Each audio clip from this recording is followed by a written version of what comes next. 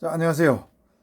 자, 지난 시간에 경찰관의 부패의 원인에 대한 여러 가지 가설에 대해서 한번 살펴봤습니다. 미끄러진 경사라 가설, 전체 사회 가설 많이 봤죠?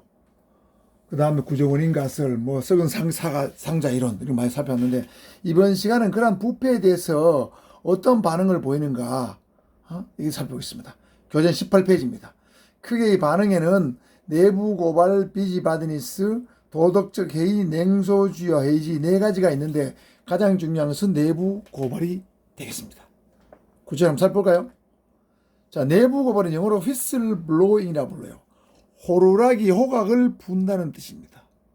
자, 이 말은 원래 영국 경찰관이 호각을 불어가지고 동료 경찰관의 비리를 어떤 경계하거나 시민의 위법 행위를 제지하거나 경계하던 어떤 경계의 개념으로 썼습니다. 호각을 불면 여러분 사람이 치전에 집중되면서 어떤 나쁜 얘기를 하려고 하다 멈추게 되죠.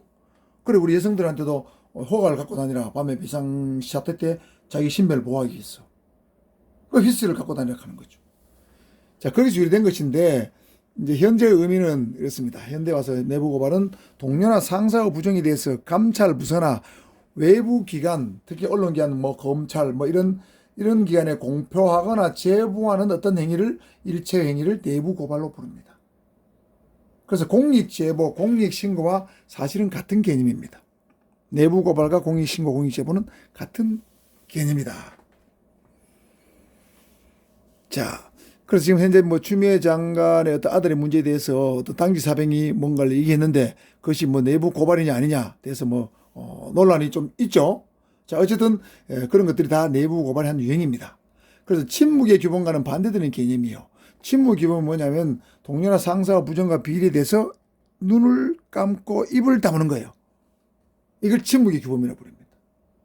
그에 반해서 내부 고발은 적극적으로 외부에 알리는 행위니까 이거는 매우 소극적인 개념이고 이거는 매우 적극적인 개념으로 볼 수 있겠죠. 그리고 내부 고발자는 휘슬 블로워라고 부릅니다. 호각을 부는 사람이라는 뜻이죠.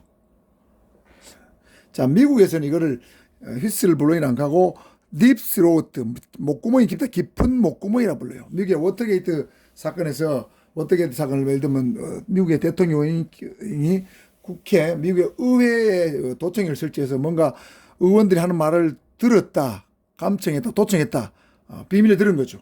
그거를 고발한 사건을 딥스로트라고 부르는데 거기서 유래돼서 내부 고발을 딥스로트라고 부르기도 합니다. 자, 내부 고발에 대한 어떤 반응입니다. 자, 여러분, 내부 고발은 옳은 행위일까요? 나쁜 행위일까요? 반응은 보는 사람에 따라서 달라집니다. 대부분의 사람들이 이렇게 보고 있어요. 순교자다. 공익과 조직을 위해서 희생하는 순교자다. 그런데 어떤 사람들은 고자질한 나쁜 배신자로 봅니다. 배신자로 보는 사람입니다. 개인의 영광과 명예를 위해서 고자질한 사람이다 보는 견해도 있습니다. 대부분의 내부 고발은 순교자 측면이 강하죠. 공익을 위해서 제보하는 거니까. 또 조직의 비리를 도저히 묵과할 수 없어서 내부 고발 외에는 다른 방법이 없어서 내가 순교자의 마음으로 자기가 불이익받을 것을 어느 정도 감수하고서도 한 순교자로 봐야 되겠죠. 그렇지만 일부 내부 고발자는 개인의 영광, 출세 또는 원한 이런 명예를 위해서 고자질하는 사람도 있습니다. 중요한 내부 고발 사례를 보면 외국에도 내부 고발 사례가 많이 있는데 우리나라의 내부 고발 사례도 많이 있습니다. 90년대에 윤희병이라는 사람이 기무사가 민간인 불법 사찰을 한다는 것을 제보한 바가 있습니다. 기무사 근무하는 윤희병이죠. 그 다음에 92년대에는 군부재자 투표에 대해서 군에 있는 군인이 부정을 고발한 적이 있습니다. 이 부재자 투표하고 사전 투표는 자칫하면 관리를 잘못하면 부정이 개입될 소지가 많이 있는 것 같습니다. 그 다음에 2018년도에는 기획재정부에 있는 신재민 사무관이 청와대가 KTNG 및 서울신문 사장 인사에 개입했다, 외압을 가했다 하는 것을 내부 고발한 적이 있습니다. 어쨌든 이런 내부 고발 사례가 진위 여부를 떠나서 내부 고발 사례로 볼 수는 있습니다. 그렇다면 내부 고발이 과연 옳은 것이 되려면 정당화의 요건을 구비해야 됩니다. 크게 5가지가 있는데 이 5가지 요건을 구비해야만 내부 고발은 순교자적, 희생적인 어떤 고발이 되는 것이고, 그렇지 않으면 내부 고발은 배신자로 찍힐 가능성도 없지 않아 있습니다. 그래서 정당화 요건을 살펴봐야 돼요. 이러한 요건이 구비되어 있다면 여러분 내부 고발을 해도 괜찮다는 얘기죠. 첫 번째는 적절한 도덕적 동기에 기인해야 됩니다. 개인의 어떤 사심, 출세, 명예, 원함, 보복, 특정 동료나 상사에 대한 어떤 평가절하, 뭐 예를 들면 승진 대상, 자기가 경쟁하고 있는 승진 대상자를 떨어뜨리기 위해서 그 사람이 돈을 받았다고 내부 고발했다. 그건 도덕적 동기가 아니죠. 그 사람이 정말 내 돈을 받았다 하더라도 경쟁자이기 때문에 도덕적 동기가 아닙니다. 그 다음에 두 번째는 내부적 해결을 먼저 시도해야 됩니다. 예를 들면 어느 조직이든지 크고 작은 비리는 존재하기 마련입니다. 대한민국에서 어떤 공무원 조직이든지 어떤 기업이든지 간에 비리가 없는 조직은 하나도 없습니다. 심지어는 감사원과 군이 유착했다는 그런 내부 고발도 있은 적이 있었죠. 감사하는 부서인데도 그렇죠. 검찰은 깨끗하냐? 검찰도 안 깨끗합니다. 경찰은 깨끗하냐? 경찰도 안 깨끗해. 비리가 있습니다. 그렇다면 이 작은 비리까지도 또는 큰 비리를 하더라도 내부적 해결을 시도하지 않고 외부에 먼저 공표하는 것은 조직의 중대한 어떤 조직을 분열시킨 행위이기 때문에 내부적 해결을 먼저 시도하는 것이 좋다는 거죠. 그것이 조직 구성의 올바른 근무 태도입니다. 마음 자세입니다. 내부 고발자는 자신의 신임이 합리적 증거에 근거했는지 확인해 봐야 됩니다. 자기가 고발한다는 어떤 그 자체가 합리적 증거, 객관적 증거에 근거했는가? 그냥 막연한 의심인가? 의혹인가? 아니면 어느 정도의 객관적 증거를 갖고 있는가? 생각해 봐야 됩니다. 내부적 고발자는 도덕적 위반이 얼마나 중대하고 급박한가에 대한 세심한 고려가 있어야 된다. 자, 위반행위, 즉 부정이나 부패, 비리가 중대하고 급박한 것이 됩니다. 중대하지도 않고 급박하지 않은데 내부 고발한다. 이것은 정말 경솔한 행동입니다. 그래서 중대성과 급박성도 생각해 봐야 되고, 그 다음에 마지막으로는 어느 정도의 성공 가능성이 있어야 됩니다. 자, 내부 고발을 했는데 그것이 성공 가능성이 전혀 없다. 고발에 그치고 폭로에 그친다면은 그것은 의미가 없는 것이죠. 그래서 내부 고발을 통해서 조직의 비리나 어떤 문제나 동료의 상사나 부정이 고쳐지고 개선된다면, 그런 가능성이 좀 있다면 내부 고발을 할 필요가 있다는 거죠. 정당화될 수 있다는 거죠.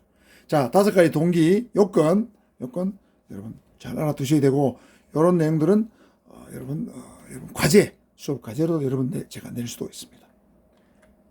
다음은 비지바디니스인데, 이 글자가 들어보면 비지는 바쁘다는 뜻이죠. 바디는 BODY는 몸인데, 몸이 바쁘다는 뜻입니다. 바쁜 몸이라는 뜻이에요.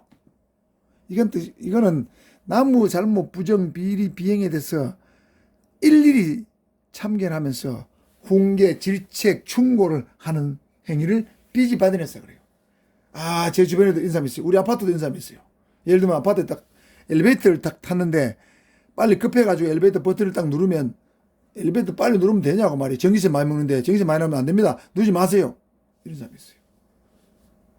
지하철을 딱 탔는데 지하철에 어떤 젊은이가 경로석에 앉아 있습니다. 그러면 아무도 없어 밤늦어가 경로석에 젊은 친구 앉아 있다가 나이 드시 이래서 되는데, 어떤 나이 든 분 또는 젊은 사람이 가가지고 경로석에 말이야 젊은 친구 앉으면 되냐고 막 역정을 내는 사람이 있어요. 짜증내고 질책하는 사람이 있어요. 이런 사람 대표적인 비지바디니스입니다. 그런데 이거 적절한 거는 좋은데 지나치면 충돌을 일으키고 사회 불안의 원인이 되죠. 인간관계를 나쁘게 만들 수도 있습니다. 그래서 제가 볼 때는 모든 사람은 말이죠. 특히 공직자는 자신에게는 엄격하고 남에게 관대해야 됩니다. 자신에게는 엄격한 도덕적 잣대를 들이대고 남에게는 좀 관대하면 이 사회가 조금 부드러운 관계가 되는데, 이 반대의 사람이 있어요. 자신 행위에 대해서는 자기가 잘못해도 아주 관대하고 남에게는 엄격한 사람이 있어요. 이런 사람을 내로남불형이라 부르죠. 이런 것은 별로 좋지 않은 것 같아요. 특히 공직자는 자신의 행동을 참 명경알처럼 투명하고 깨끗하게 관리해야 됩니다. 그리고 남의 비리나 비행에 대해서는 조금 관대해야 됩니다. 너무 눈을 감으면 그것도 좋지 않죠. 내부 고발을 해야 될 것도 눈 감으면 좋지 않잖아요. 그렇지만 자신에게 먼저 엄격하고 그 다음에 남에게 엄격한 잣대를 들이대든지 좀 관대하든지 이래야 된다는 거죠. 도덕체계라는 것은 동료의 부패로 인식하지 못하는 거예요. 부패로 인식하지 못하는 건 심각한 문제죠. 범죄를 모르는 거, 부패를 모르는 거죠. 근데 침묵의 규범하고 다릅니다. 이거는 동료나 상사의 부패가 부패라는 걸 알면서도 눈 감는 거예요. 이건 침묵의 규범이라고 부르는 겁니다. 마지막으로 냉소주의와 회의주의 태도입니다. 둘 다 좋지 않은 태도예요. 동료의 부정과 부패에 대해서. 경찰의 부패에 대해서. 그 중에 약간 차이가 있는데, 냉소주의는, 그러면 그렇지. 그놈이 뭐, 별 수 있겠어? 맨날 돈 받아 먹더니 그놈이 또 받아 먹겠지. 그러면 개선 가능성이 없어. 끝이야. 이렇게 생각하는 거잖아요. 하면서 말이죠. 개선 의지가 없어요. 매우 시니컬한 태도를 보이는 거. 이런 걸 냉소주의라고 부릅니다. 조직의 냉소주의가 만약에 되면은, 조직을 불신하게 되고, 조직에서, 이런 조직에서 뭐 하겠어? 난 사표를 나갈 거야. 조직을 벗어나게 돼. 일탈 현상을 초래할 수 있습니다. 그에 비해서 회의주의는 그보다 조금 낫습니다. 어떤 사람이 돈을 받아 먹었다. 그러면 그 친구가 왜 돈을 받아 먹었을까? 애가 많아서 그럴까? 아니면 무슨 잘못된 사업을 하다가 망해서 그럴까? 아니면 빚이 많아서 그럴까? 투자를 잘못했나? 아니면 뭐 부모님이 암이 걸렸나? 뭐 이렇게 생각해 보면서 개선 의지가 조금 있는 게 회의주의입니다. 어쨌든 둘 다 좋지 않지만 회의주의가 이보다는 조금 더 낫고, 공통점이라는 것은 어떤 걸 조직에 대한 어떤 불신, 그 사람에 대한 불신이 기반에 깔려 있다는 거죠. 내면에. 그래서 좋지 않은 것은 냉소주의, 회의주의입니다. 도덕체임, 이건 매우 나쁜 행위죠. 나쁜 태도고, 비지바들에서는 좋은 점도 있고 나쁜 점도 있습니다. 내부 고발은 전반적으로 좋지만은 지나치면 정당할 걸 구별하지 못하면 좋지 않다는 것이죠.